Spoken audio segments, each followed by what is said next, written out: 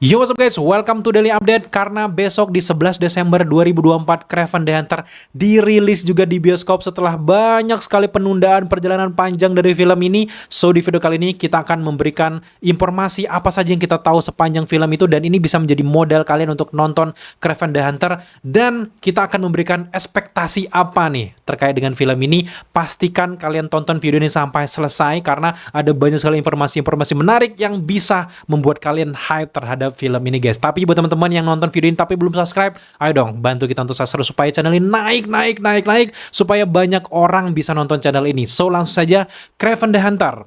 Satu yang paling fakta yang paling menarik dari Kraven the Hunter ini adalah ratingnya R-rated. Karakter utamanya diperankan oleh Aaron Taylor Johnson sebagai Sergei Kravinov. Dialah yang akan menjadi Kraven the Hunter. Di komiknya, Kraven the Hunter ini benar-benar jahat mengejar si Spider-Man, dan kita nggak tahu keputusan Sony lagi-lagi karena memang mereka belum berani memunculkan Spider-Man di Sony Spider-Man Universe mereka. Jadi lagi-lagi mereka meraup cuannya dari beberapa vigilante, dari beberapa penjahat-penjahat yang dibikin anti-hero. Keputusan Sony membuat Kraven menjadi anti-hero pun menurut gue adalah sebuah langkah yang kurang tepat. Bukannya nggak tepat, tapi kurang tepat karena memang kita tahu di dalam komiknya Kraven the Hunter ini adalah pemburu yang sangat kejam.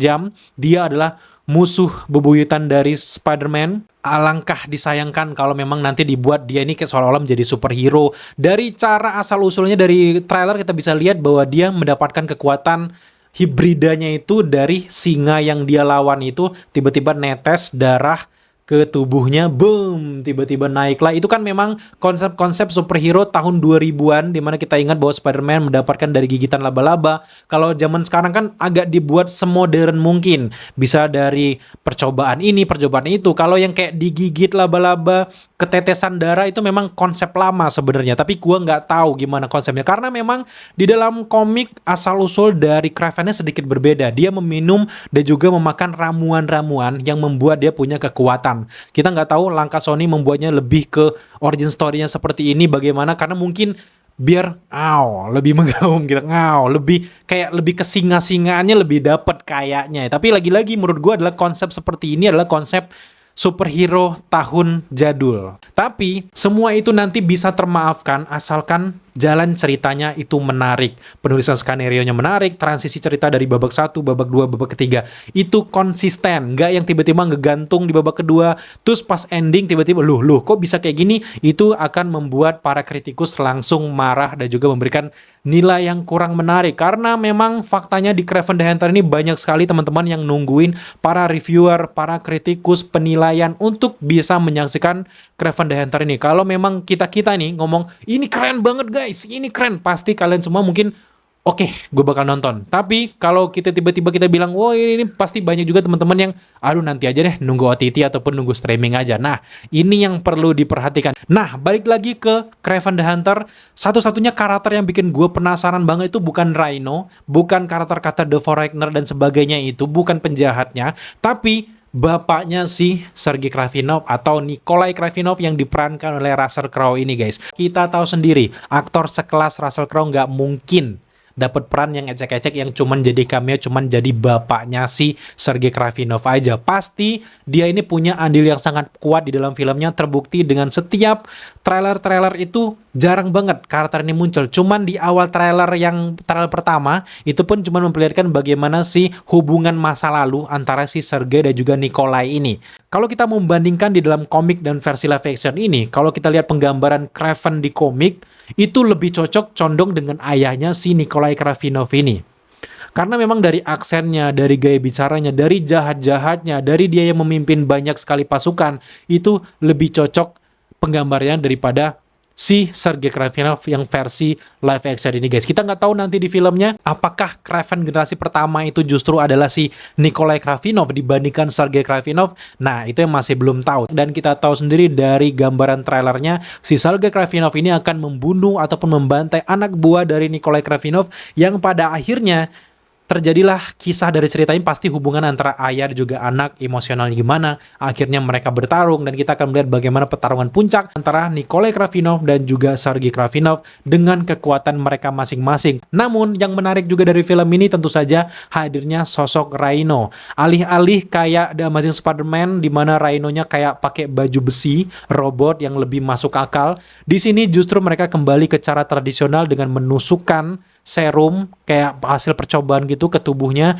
Tiba-tiba si pria ini menjadi Rhino badak hibrida. Jujur kalau penggambaran Rhino gue lebih suka di versi Kraven the Hunter, karena memang di The Amazing Spider-Man kayak ya light parah gitu, kayak bener-bener kayak biasa aja, dan kita bisa membayangkan begitu mudahnya si Rhino yang versi The Amazing Spider-Man itu dikalahkan, karena memang kaku banget gitu dibandingkan dengan Rhino yang versi hibrida ini. Gue lebih setuju penggambarnya kayak gini, tapi pemilihan aktornya sih, gue pengennya mungkin aktornya justru mungkin sekelas Russell yang jadi Rhino, jadi lebih big book gitu, tapi atau punya aktor yang lebih terkenal gitu, jadi punya daya tarik gitu. Sedangkan di sini Rhino-nya ya gitu-gitu aja. Selain Nikolai Kravinov yang gue penasaran, satu lagi ada karakter juga yang bikin gue penasaran, ada sosok adik tiri dari Kraven yang nantinya akan menjadi The Chameleon, yaitu Dimitris Maryakov. Jujur gue penasaran dengan sosok Dimitri ini, apakah dia bakal menjadi the real Chameleon yang bakal menjadi adu domba antara si Nikolai dan juga Sergei. Apakah dia nanti akan berhadapan dengan Chameleon? Itu yang menjadi penasaran, karena memang padat banget karakter-karakter yang hadir di film pertama dari Kraven ini. Gue nggak tahu apakah The Chameleon ini bakal dipersiapkan untuk film kedua. Kalau kita lihat Sony belum ada rencana sama sekali untuk film kedua dari Kraven, kita nggak tahu. Kalau Venom kan film pertama dia laris manis, makanya ada Venom kedua, Venom ketiga gitu ya. Nah, untuk Kraven ini masih belum jelas. Gue merasa dia ini 11-12 sama Morbius ya. Karena memang belum banyak yang antusias dan juga hype dengan film ini. Jadi kalau memang nanti laris manis dengan modal 110 juta dolar itu balik, kemungkinan besar film kedua dari Kraven bahkan trilogi itu akan dibikin. Tapi lagi-lagi sejauh ini belum ada rencana apa-apa dari Sony. Sejauh ini film yang akan datang dari Sony Spider-Man Universe itu baru di versi Miles Morales. Kemudian juga ada di versi series ada Spider-Man Noir dan juga Shield. Itu pun versi series ya, udah nggak ada lagi versi layar lebar.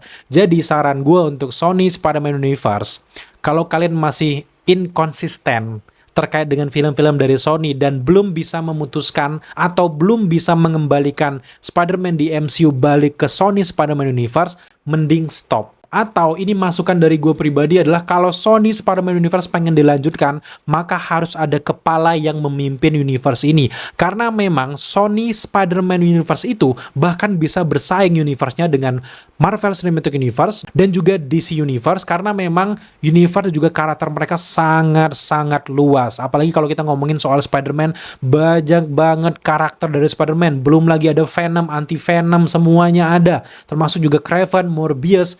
Ini tentu harus lebih serius lagi dari Sony Entertainment di luaran sana, siapapun dia dengar ini. Dan gue berharap bahwa Sony Spider-Man Universe ke depan itu bakal ada kepalanya, ada Kevin Feige-nya sendiri, atau ada James Gunn-nya sendiri. Nggak boleh itu sembarangan aja dibikin asal comot, cuman menjadi project kejar setoran doang. Jadi itu saran gue pribadi untuk Sony. Balik lagi ke Kraven the Hunter, selanjutnya karakter juga yang cukup bikin penasaran adalah Calypso. Calypso ini kalau dalam komiknya dukun voodoo kayak gitu yang nantinya arwahnya akan gentayangan ketika dia meninggal gitu, bahkan dia masih bisa melakukan kejahatan. Tapi di sini kayaknya baru awal-awal doang, dan di dalam komiknya si Calypso ini juga memang beneran kekasih dari si Kraven yang selalu mengasuh dan sangat senang ngelihat si Kraven ini marah dan kayak mengadu domba Kraven dengan si Spider-Man. Kita nggak tahu karena memang di Spider-Man-nya belum ada di sini, lagi-lagi susah. Kita ngomongin soal keseruan, tapi yang seru-serunya itu nggak ada gitu. Nah, ngomongin keseruan kan memang serunya maksud gue tuh adalah Spider-Man. Memang di sini Sony Spider-Man Universe itu kayak nggak ada nyawa sebelum mereka memutuskan untuk siapa Spider-Man mereka sebenarnya. Kita nggak tahu di luar sana, karena memang setiap pembahasan terkait Sony Spider-Man Universe pasti kita mempertanyakan kok Sony belum bisa memutuskan siapa Spider-Man mereka, apakah Andrew Garfield, apakah Tobey Maguire, atau justru Tom Holland. Nah, sejauh ini kalau kita langkah Sony sampai detik ini belum bisa memutuskan siapa Spider-Man mereka, jelas Sony menganggap bahwa Spider-Man mereka adalah Spider-Man versi Tom Holland yang sedang dikerjakan bersama dengan Marvel Studio, karena memang mereka berharap bahwa Tom Holland bakal balik lagi ke Sony Spider-Man Universe. Tapi gue nggak tahu di luar sana apakah ada janji tertentu dari surat perjanjian mereka, apakah nggak boleh ada dualisme Spider-Man, baik tiba-tiba ada Spider-Man di Sony Spider-Man Universe, nanti tiba-tiba di versi Marvel ada lagi Spider-Man yang berbeda. Mungkin mereka nggak mau ada dualisme, tapi dengan idealis mereka itu justru membuat Sony Spider-Man Universe ini hampir runtuh. Bahkan keruntuhan dari Sony Spider-Man Universe bisa kita rasakan setelah perilisan dari Kraven the Hunter ini. Kalau mereka belum ada rencana apa-apa, gue berasa bahwa ini adalah akhir dari Sony Spider-Man Universe. Gimana pendapat kalian gitu? Nah, kalaupun memang mereka pada akhirnya pengen memutuskan bahwa Sony Spider-Man Universe itu Spider-Man-nya adalah Tom Holland, maka skenario-nya benar-benar udah terlihat bahwa adanya Madam Web yang bisa membuat orang masuk ke jalur multiverse, ataupun ada si Null. Jadi gue berharap bahwa ke depan kalau memang ada, akan dibuatkan suatu film crossover, entah itu kerjasama dengan Marvel atau mereka buat film sendiri, yang pada intinya adalah Spider-Man Tom Holland ini akan berhadapan dengan seluruh antihero-antihero yang udah dibikinkan film. Ada Morbius, ada Kraven the Hunter, ada Madam Web dan teman-temannya, ada banyak sekali villain-villain dari Sony yang pindah masuk ke universe dari Spider-Man Tom Holland, dan di sanalah mereka bug big book, karena memang berdasarkan quote dari Kraven the Hunter, dia akan sangat jahat ketika dia akan bertemu dengan Spider-Man. Apakah itu rencana Sony? Kita lihat aja nanti di Spider-Man keempat yang akan rilis di antara Doomsday dan juga Avengers Secret Wars. Dan yang terakhir, ekspektasi gue sebelum menyaksikan Kraven the Hunter adalah biasa aja. Antara 100, ekspektasi gue adalah 50%, tapi gue sangat tertarik dengan film ini karena mereka berani menonjolkan Red Band, dan juga aktor sekelas Aaron Taylor Johnson juga sangat keren, cocok sebagai Kraven dari fisiknya, dari kesiapannya, dari aktingnya. Jadi gue cukup optimis dengan project satu ini. Semoga aja ini bukan penutup bagi Sony Spider-Man Universe, dan kalaupun penutup, kita wajib untuk mengapresiasi film ini, untuk datang ke bioskop untuk nonton film terakhir dari Sony Spider-Man Universe.